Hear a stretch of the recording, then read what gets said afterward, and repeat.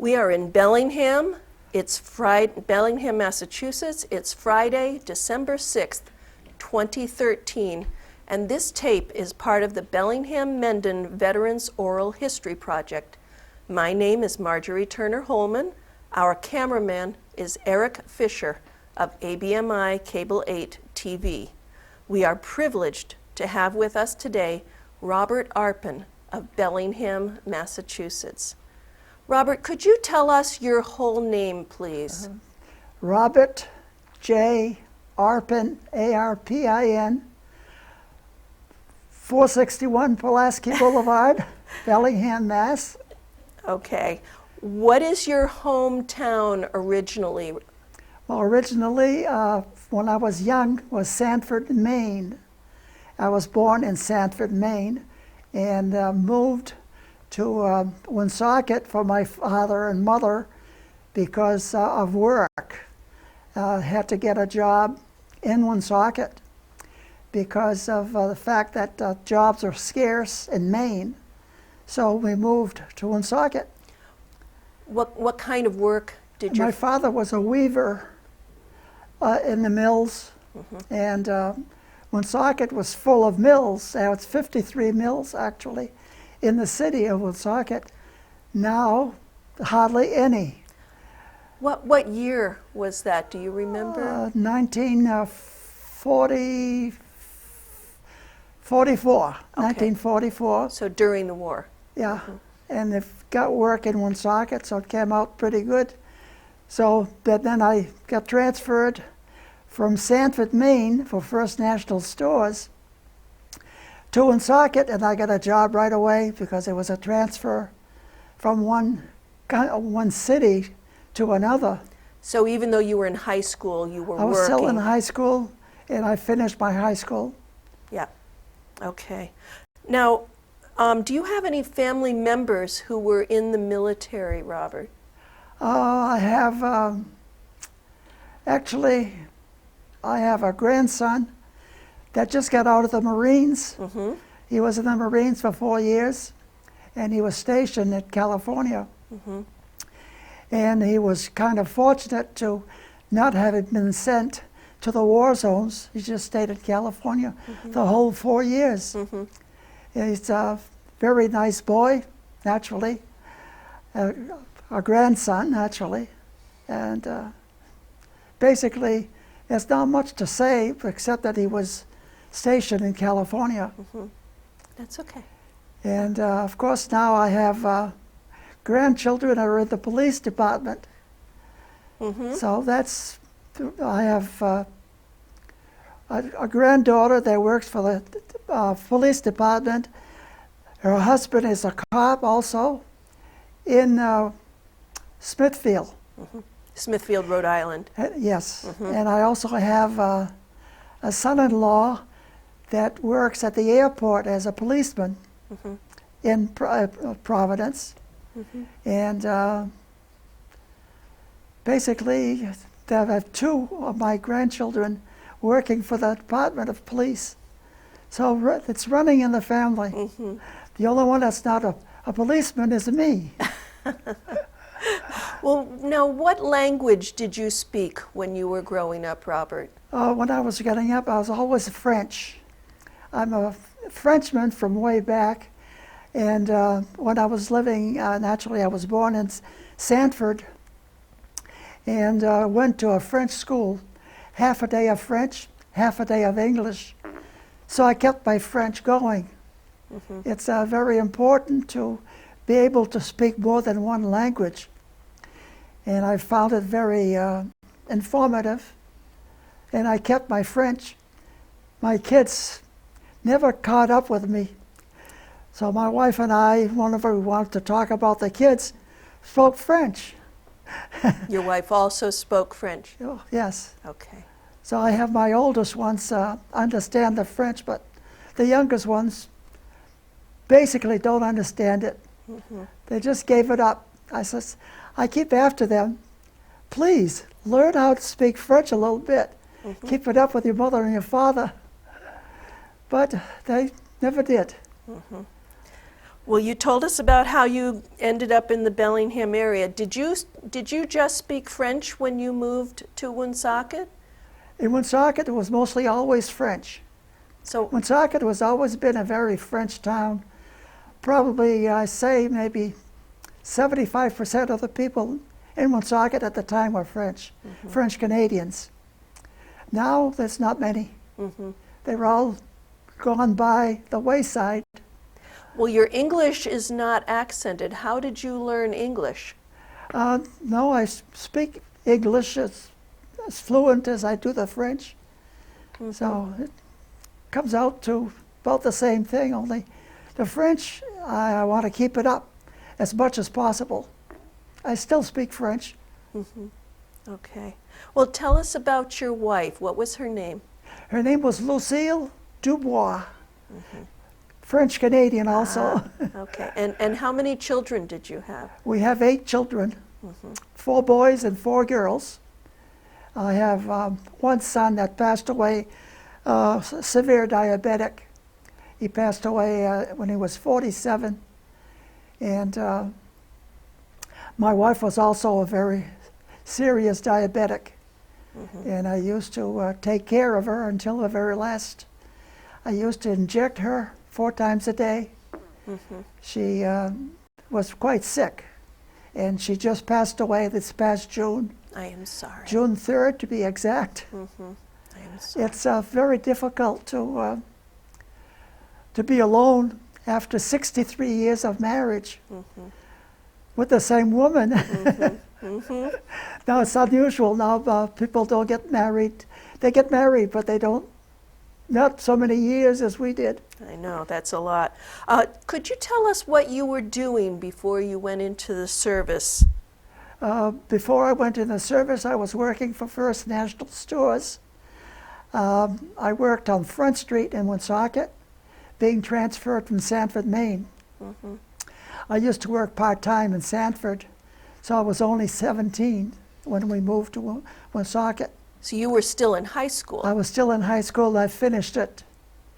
Okay. And then when I got out of the service the first time, I went to night school at Hill College in Woonsocket. And that's where I met my wife. Right. She was teaching night school. Well, tell us, why did you joined the Navy? What made The you reason join? I joined the Navy is because I did not want to be drafted. So naturally, I had to enlist, and I was only 17 and a half. And my father had to come to the post office and sign that it was okay for me to go. Otherwise, I was only 17 and a half. It was in March 1945 is when I enlisted. And that's it. As far as being in the service at the beginning was in March of 1945, which the war was on all that time. If you had been drafted, what would you have been drafted into the Army? If I would not have joined, I would have been drafted at 18. Into the Army or the Marines? It would have been probably the Army, and I did not want that. I wanted the Navy. Okay. I was very serious about that, so my father had to come and sign, which was a different thing. I didn't realize that he had to sign, but he came down with me. So it was good. Okay. And you told us how old you were. So what branch of... There you are. There's the picture of you in the Navy. Oh yeah, that's a fairly good picture. Wow. And why did you want to be in the Navy? Actually, the Navy, I wanted to be a cook. And actually, they did not let me have being a cook. They put me into a gunnery school instead. Sampson, New York is where I went to boot camp. And learn how to shoot guns, and I never cared for guns, but that's what I had to do. So when I went to California after boot camp and boarded an APA, which was a troop ship to go to Okinawa. Okay, well, before you went to Okinawa, you were assigned to shore patrol here in, I think it was Newport, Rhode I was Island. Can you tell transferred- us about shore patrol? shore duty in Newport because the ship that I was going on And there you are. You're not was this in big Newport guy. at the time. Uh-huh. And while I was in Newport, they put me on shore patrol. No guns, just a stick to guard the downtown area, because the sailors in those days were more, how should I say that, walking the streets of Newport. So you weren't protecting the I was Navy protecting from the the bars. You were actually protecting the civilians from Yes. the soldiers. So they wouldn't get any trouble on the streets. I see. I see. And you weren't a real big guy. How did you? I was always very small. I only weighed 110 pounds at the time. Oh my. I was very thin. And now I gained weight naturally. Now I've lost it all. My old age. But you were able to make your point with anybody who was misbehaving. Yes, I was able to do that. I had my stick, my nightstick in Newport. It's okay, about okay. Okay. And tell us about being deployed with World War II. World War II, we boarded an APA in California to go to Okinawa. And as we were on our way to Okinawa, we passed the international dateline, and it should have been my 18th birthday, which I never had an 18th birthday. I should always say, well, I'm a year younger than I really am, because as we crossed the international dateline, we just skipped my 18th. You missed your birthday. My birthday was 18 at the time, and it came out pretty good. But as we were landing in Okinawa, I don't know if you want to talk about that. Okinawa, the APA landing crafts to go onto the island of Okinawa, and at the time the war was just over. The Japanese were hiding in caves on Okinawa, not knowing that the war was over. So we got shot at several times. As far as I can remember, we had no men that got shot at. They got shot at but not damaged. And we were all landing with all our backpacks and everything, just like as if the war was going on. But the Japanese did not realize the war was over, so they just kept shooting. Wow. And we were lucky we didn't get shot at, actually, to the point of death or anything. Were you surprised when this happened, or had you been prepared that this was Actually, happening? I was surprised. I didn't think that they would be shooting at us because they were hiding in caves. And Okinawa was a naval ammunition depot. That's where we were going to landing, and they were taken care of by the CBs. Our base was not built up, so we stayed in tents for a little while. And then in October of the same year, we had a big typhoon in Okinawa, and all the tents were thrown away. They blew away? Blew away, so we had to go into the caves until they built the Quonset huts. The CBs were building as we were in the caves. You're saying you actually had to sleep in the caves in Okinawa yourselves? Yes, for a few weeks while the Quonset huts were being built. What was that like? The Quonset huts were quite large. They used to have about 24 men per Quonset hut. What were the caves like? The caves were very, it's hard to explain. Naturally, they were, when the Japanese were living in those caves, they were well taken care of, but they thought the war was still on. But then when we started going into the caves, they disappeared. Were the caves wet, The dry? caves were not wet, no. They were dry. Mm-hmm. And it came out pretty good. It's very difficult to remember everything that happened while I was there. It's a long time The ago. typhoon was the thing that really got me because I'd never heard of a typhoon before. Okay. It was kind of different, Mm-hmm. especially when all the tents were all flown away, all our clothes, we lost all our clothes, everything. Oh my goodness. Everything was a real mess. I expect so. But we were, the CBs were really working hard to get us to have the Quonsets ready for us. So I was on Okinawa for a little over almost 18 months. Mm-hmm. And it worked out. Okay. Some things to remember. The natives were very, how should I say that, very informative. They used to talk natives language. Sometimes I didn't understand what they were saying, and they didn't understand us.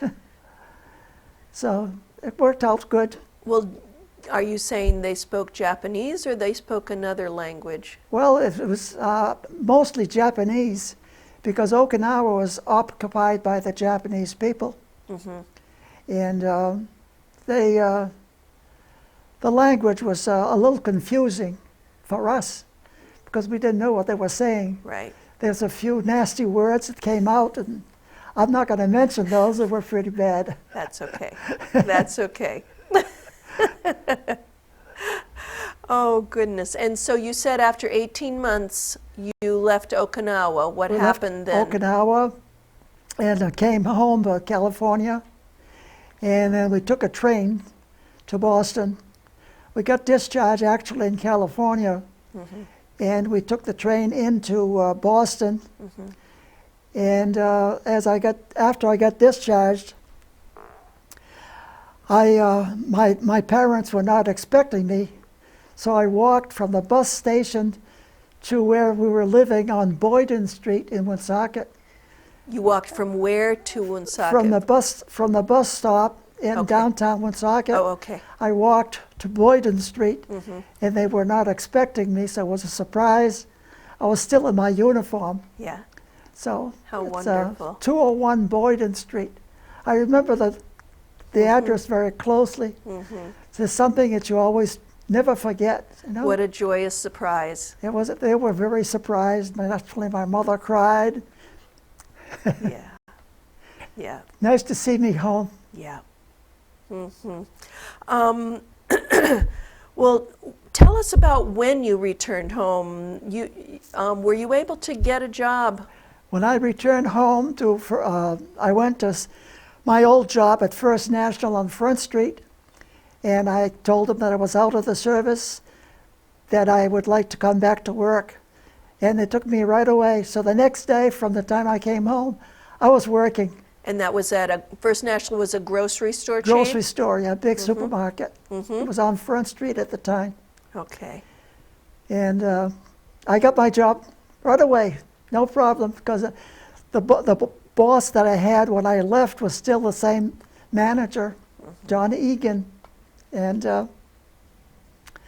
was very fortunate, working the very same, 2 days after I came home, I was working. Mm-hmm. And a lot of the men that were discharged did not have jobs, Right. you know, so I was lucky. Right. Now, you still didn't have your high school diploma at that time. This is when you went back to school? Yes. I got my diploma from Maine in the mail. They sent me my diploma because I asked for the diploma. And it was a school in Maine by the Brothers of Sacred Heart teaching school. And they also had the nuns teaching, nuns or brothers. Mm-hmm. So I got my diploma that way. I never kept it, though. I should have kept it. Now, you talked about getting your GED at Hill College in Woonsocket. Hill College, I started with, that's where I met my wife. She was teaching night school for all the veterans. And I met her over there, and I started to, strange thing, in order for me to get to know her, I used to go sharpen my pencil in back of the class. So I introduced myself, and we started little dates now and then. Worked out fine. Then we worked together steady for 3 years before we got married. So she lived in Bellingham, and naturally when we got married, that's stayed in Bellingham 63 years. Okay. Wow. Now, you were called up to Korea again. Can you explain why, after you had already served in World War II, you were then called up? But what happened was when we got discharged after World War II, you were subject to be recalled for 10 years. So at that time, I was married with one child, and I tried to talk to them about not going to the service because I had one child. And they said, no, you have subject to be recalled. So I went to see the priest, see if he could talk it up. And he says he tried, you have to go. So and what year was this?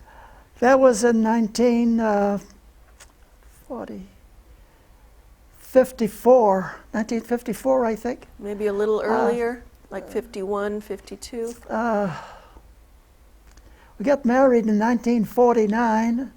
We had been married only 2.5 years, so. Okay, so 1951 or so. 1951. Okay. 51 and 54. Okay. So then I got called back, and they sent me to Virginia, Norfolk, Virginia, to train on an LST 344 for the guns and the ammos and so on and so forth. And I was there for 3 months on that ship. The ship was just being taken care of to send to,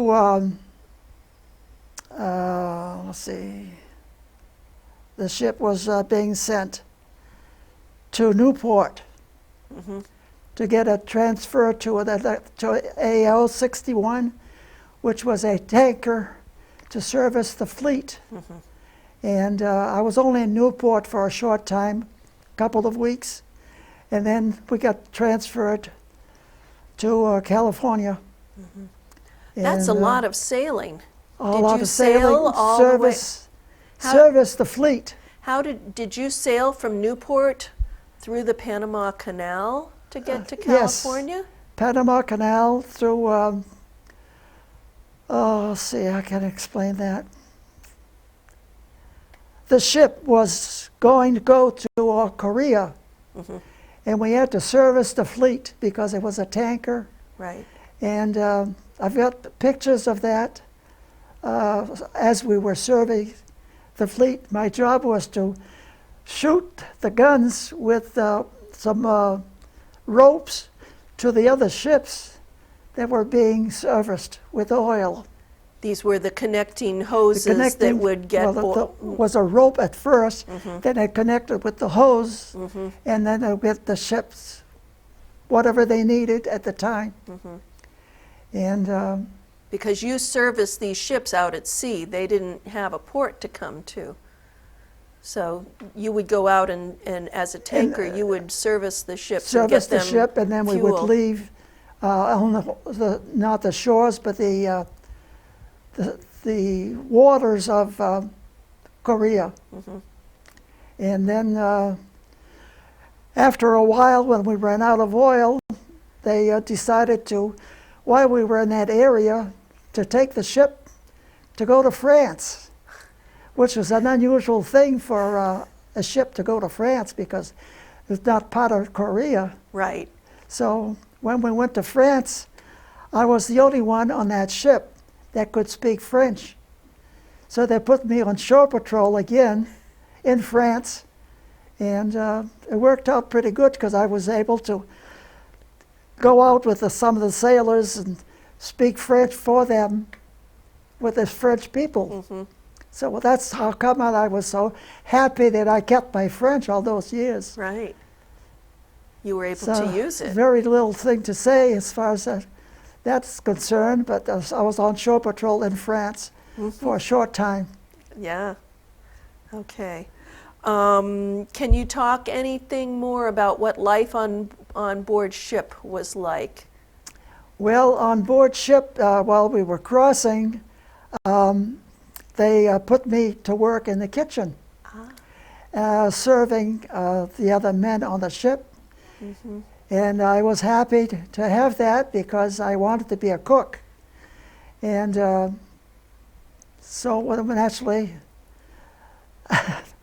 I did not turn out to be a cook. I was a gunner's mate, which was a kind of a stupid thing for me to learn the guns when I was not interested in guns. But basically, I did my duty, followed and to the islands and so on and so forth. And so you did get to be a cook in the Navy for a while. Cook in the Navy, and I did not get to be a cook. But you got They to put cook. me with the guns on the ammo depot. So one thing that I've got to say about that ammo depot is, first of all, I did not have a license. So To they drive. said, can you drive the semis? I said, sure, I can drive the semis with full of ammunition. That's how I learned how to drive. Oh my goodness. It was kind of a ticklish thing, but I did it. And learning how to drive a semi full of ammunition to the ammo depot. That's how you learned how to drive a stick shift That's how vehicle? I learned how to drive with a stick shift. Was with a truck full of ammunition. There was live Ship- ammunition? The semis were quite large, full of ammo. Yeah. So it was taking an awful chance. But I never said that. I says, I can drive, I can drive. Just goes to show you the things you can do if you really want to. Basically, it was a thrill for me at the time. Oh my goodness. Now, what did you do after you were discharged from the service in Korea? After I got discharged from the service in Korea, came back to work again. Here in, First National Stores. right? Nothing exotic, but I kept getting promoted with the company. I ended up with the main office in Boston, and I worked for them for 30 years. And then they closed all their stores. So then I had to find some other kind of work, so I did waiter's work in the restaurants. Better than being a cook, you say? Better than being a cook, I was a waiter. And I made fairly good money as a waiter. And I had to do that because we had 8 kids. Yeah. So I had to do a couple of jobs. I used to, when I worked for First National, I used to work during the week for First National, and weekends I'd be a waiter at the Beverly Club in Bellingham. So I used to do both jobs, Wow. no problem. Okay. Now, you talked about enjoying travel. Where did you get that love of travel? My wife was, when the kids were getting old enough, she went to school for 1 year, learned how to be a travel agent. And then when she graduated from that, she opened up her own agency. There you are in Alaska with your wife. Oh yes, we went on a lot of trips. And well, that's one of them was in Alaska. So that's a very interesting place to go. It's not a place where I would go too often because Alaska was quite cold, even in the summertime. But you didn't get tired of being on shipboard when you were in the No, Navy, huh? but I was used to the Navy, so that was good for me. And when my wife opened up her travel agency, that's when we started traveling. We traveled all over the world, which was wonderful. Alaska was one of the places that I went that I enjoyed. But the thing that I enjoyed the most was going to Africa. That was quite interesting. We were in Africa for 2 weeks, going on safaris with the animals, watching the animals on one of those jeeps that has the top, and you'd be sticking your head out and taking pictures of the animals. And we saw beautiful pictures. I say beautiful, I don't know why I say that, because we saw the animals killing other animals to feed their little ones, the lions. And they'd keep different things going. And naturally, we were taking a lot of pictures.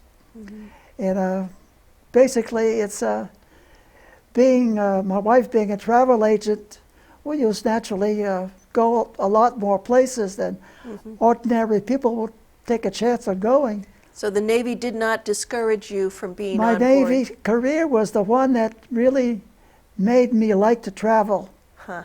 That was the beginning of all travel, Yeah. the Navy. Yeah. I'm guessing you didn't do much traveling before then. Before that, no, we didn't do any traveling. Of course, we were with the kids and everything. We didn't have any time for traveling. I worked 2 jobs, so I couldn't go very far. Right. Okay. Is there anything else that I haven't asked you about that you wanted to tell us about your military life experiences? Anything else that I've forgotten to ask you about or that you wanted to say? Basically, my military life was quite different. It's pretty hard to explain. Let's see, when I was stationed in Norfolk, Virginia, at the time I used to try to go home on weekends, and I hitchhiked from Norfolk, Virginia to Boston on a hitchhike. Yeah. I did that a couple of times. I'd get home and then I would have to take a bus back to Virginia, Norfolk. That's a long ways to hitchhike. It's a long ways to hitchhike, but being a uniform in the Navy, we had no problem with getting a ride. I see. Just hitchhike with the thumb, and then somebody would pick you up. And I probably have to change a couple of times, different spots. It was quite interesting. It You sounds meet like a you lot of didn't, new people. I was going to say, you you know? didn't mind meeting new people. It was Yeah. different. But I couldn't afford to take the buses all the time, so hitchhike was a cheaper way of going home for the weekend. It sounds like you really wanted to get home, too. I wanted to get home. My wife was glad to see me because we was living in the same house as her parents. We had an apartment upstairs. And that's where, after going home, on weekends, naturally she got pregnant. I don't know why I brought that up.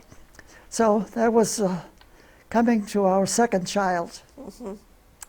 So basically, then every couple of years we'd have another baby. Yep. You had Until we have 8 of them. 8 altogether. Oh, my goodness. It's a large family. They don't have large families anymore. Right. But in those days, everybody was having large families. And I came from a family of, my grandparents had a lot of kids in Canada. How many kids? They had 21 children on the farms. Yeah. So there were only 10 living, but out of the 21, they used to, on the farms in the wintertime, they didn't survive all the time. So my father had 10 brothers and sisters living at the time. But we used to go to Canada when we were young every summer. And my grandparents would, I'd stay there a couple of months in the summertime on the farms.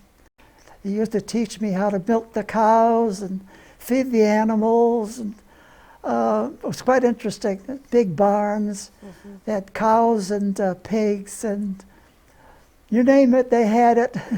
You've seen a lot of different ways that A lot of people different live. ways. I used to be in the barns, Yeah. jumping from haystack to haystack. I never forgot the farms. To this day, we used to go to the farms in Canada, and it was always interesting. Mr. Robert Arpin, thank you so much for sharing with us and for helping your stories become part of the permanent record of the Library of Congress Veterans Oral History Project. Yes. And that's the end of our interview for today. Thank you so much. Quite welcome. I was glad to do it. That's at least I'm happy that I'm still living. 86 years old, I'm still going. Amen. But my wife passed away this past June, so it's kind of tough to stay by yourself. I'm lucky I have children that take good care of me. Thank you. Very good.